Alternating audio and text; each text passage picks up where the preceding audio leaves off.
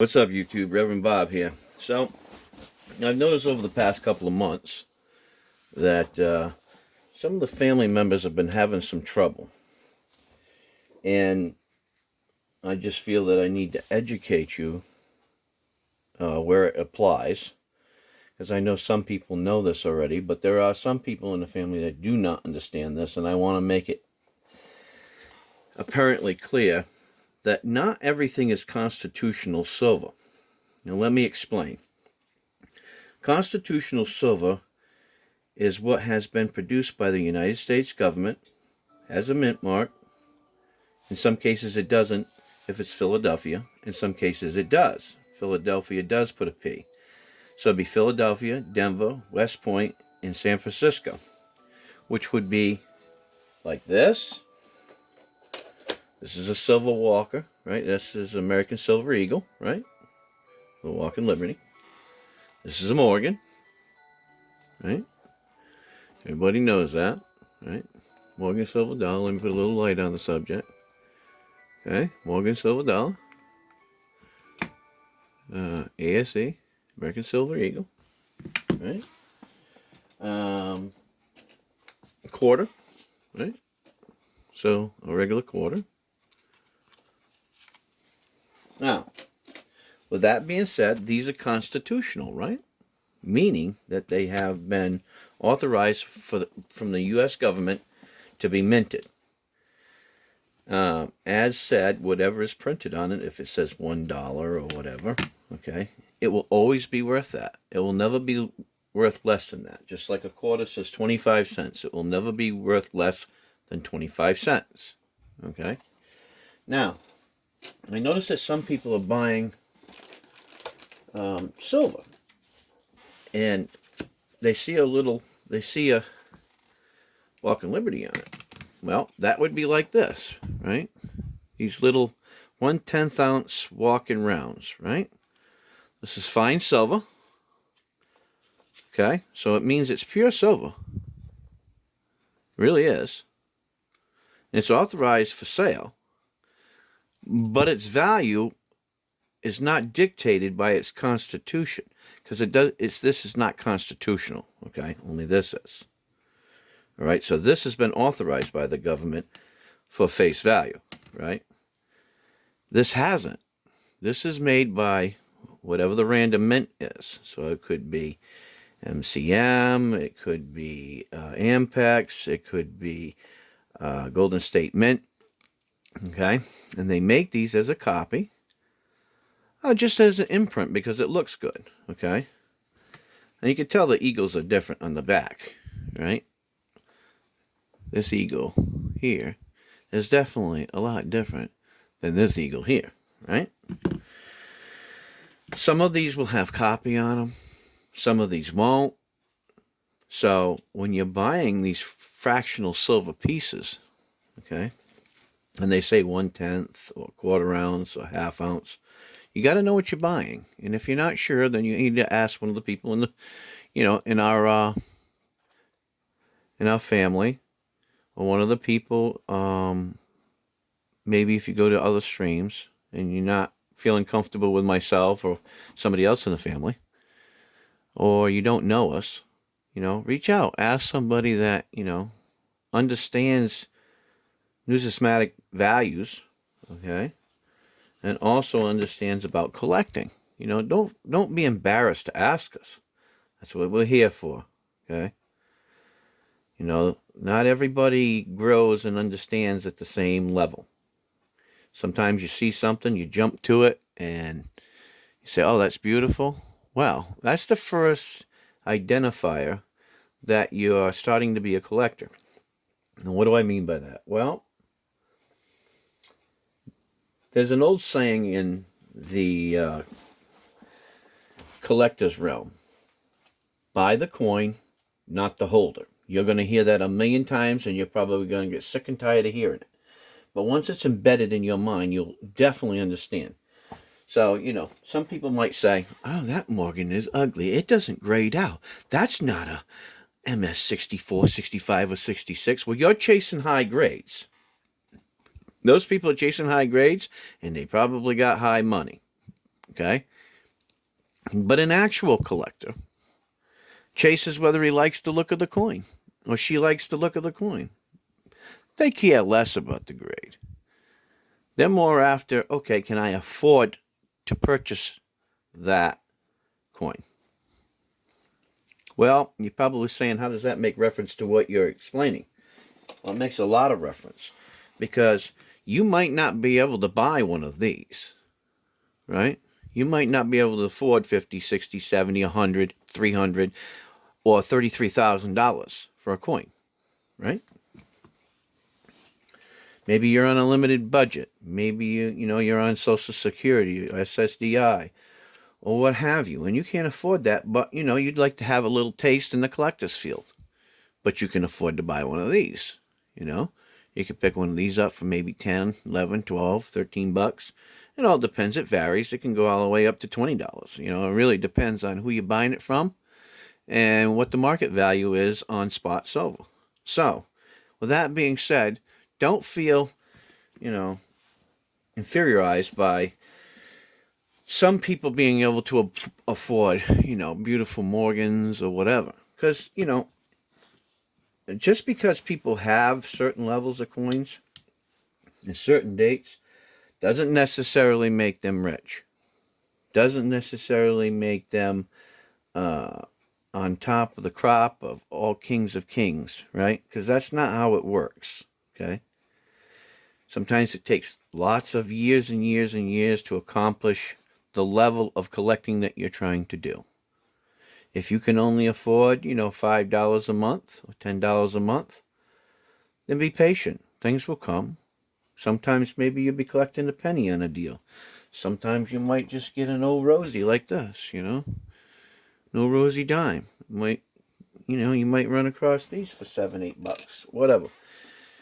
And then you start there, and then you work your way up, and you educate yourself. And by God, only trust the people that you feel comfortable with. There's a lot of misleading people out there. There's a lot of people that are just out there to make their money, and they could care less whether you're buying a piece of junk that will never have no numismatic value, okay, and they're leading you astray. And all that investment later on, when you figure it out and somebody's actually told you what the values of things are, if you're collecting for a value, you're going to be upset. Okay? So what I tell you is, don't be upset if you know what you're looking for. Buy yourself a red book.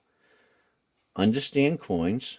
There's many of us out here that can explain these things to you. And take your time to educate yourself in what you're buying and what you want to collect. Now, this is also bullion. Okay? It's a 1-ounce silver bar. Is it real? Yes, it is. It's made by Silvertown. I've been purchasing from Silvertown for a long time also. Now, the difference is, like this Morgan is 90% silver, okay? And this bar is 0.999 silver. The difference between these two is this one has a numismatic value. This one does not. If we was to melt these two, right, separately and trying to get money, this one, the 0.999, that is not a constitutional silver, has more value in melt than this Morgan. They're both 1 ounce. So understand that. So if you're stacking, which means, you're preparing for anything, maybe retirement, maybe a trip, maybe to give a hand down to your loved ones, or even in the most extreme, something happened to the United States currency and the fiat system fell, they're going to go back to silver and gold. It's always valuable, but that's at the most extreme. So take this advice, know your limits, know how much you can spend, ask an educated person who's been around silver for a long time or gold for a long time, and know your coins. And remember, don't listen to other people when they say, oh, that's ugly, that's just a junker, that ain't worth nothing. Because you know what? They're thinking of it from a different collector's point of view. Buy what attracts you.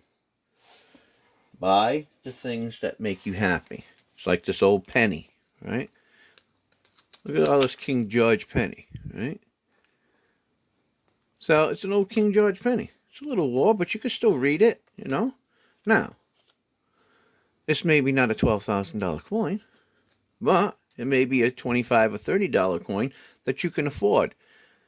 Now, the guy that's at the top, he's got the top dog, right? He's got the most expensive one there is. That's fine. And you got a cheaper one, but you know what? The only difference is the grade of the coin. What's that? Don't chase the grades of these coins, okay? Unless you can afford to do it, and that's the hype that you want to get into. Collect what you can get. Collecting a whole series of something is it's very difficult. It becomes more and more difficult as the years go by. Because you can't go back in time, It's just like Morgan's. It's a race chase, It is. It's a race chase to get the really good ones. And by God, most of us will never get the best of the best. Could we still get a collection? Absolutely. Will it be more than affordable? Well, for some of us it will, and others it won't. So take your time to know that. And the last thing that I want to explain is I heard people say, now I don't know what the reason is. Oh, I can't afford that, I can't afford that, I can't afford that. Maybe one day. But I see them in different streams buying stuff, $5 here, $7 here, $9 here, $2 here, $15 there. Okay? Well, when you do the math, they could have saved their money, for a couple of weeks or what have you, and they could have bought one of these. Easily, they could have bought a Morgan. So instead of ranting and raving and trying to make people feel bad for you because you can't afford one, take some time to understand your money and how to save. Be patient. You don't always have to buy everything that you see. Have a little diligence with yourself. Be patient. And then you can save up. And then when somebody has an auction, when I have an auction or whatever, start off at a reasonable price, You never know what's going to come up. Like this Morgan. You might not be able to spend $75 or $100 for an MS 64, 65 Morgan dollar. But somebody might pop up with something like this, right? It may not be the best of the best. But, if they're selling for $35, $40, $45, $50, something like that, depends. You never know. Sometimes the big hitters who are after these won't get in the stream, and you might just pick it up for $40. Who knows? You just never know. So it pays to be wise with your money, save your money, and go after the things that you want. That's what I say. I mean, the information that you're getting from me, this is my own personal opinion. I don't expect you to believe everything that I say, although it may be true in most cases. You need to sort out and find that information for yourself. And you'll find that most of us collectors who've been collecting for 45 years, 50 years, we know as much as we know about these coins, but still there's lots for us to learn too. But it's the basics, and sometimes, in most cases, the advanced steps. But it isn't until you are actually a grader. You're actually doing this every day for your life. You understand every type of currency there is. That's impossible. It's an impossibility. We can always get better. We can always seek out more knowledge and help ourselves as a collector's community. And our community extends throughout the world. There's hundreds of millions of us. So, take some time, be patient. If you have any questions, you can always, leave a comment in the comment section. And when I get a chance, I'll review it. And if I can help you, I'd be more than happy to do so. I'd rather you be safe and save yourself some money than to approach me and say, oh, Rev, look at this. I'm going to send this off for grading, and then feel bad. I'd rather try to catch you doing something beforehand and give you some advice, some solid advice. I don't want you to make your decision based on just my advice. I want you to make your decisions based upon the knowledge that you have gained in your weeks, months, and years of collecting. And you'll find that the information I'm telling you is true and it's solid. Okay, guys, with that, this has been Reverend Bob, and I hope you all have a blessed day.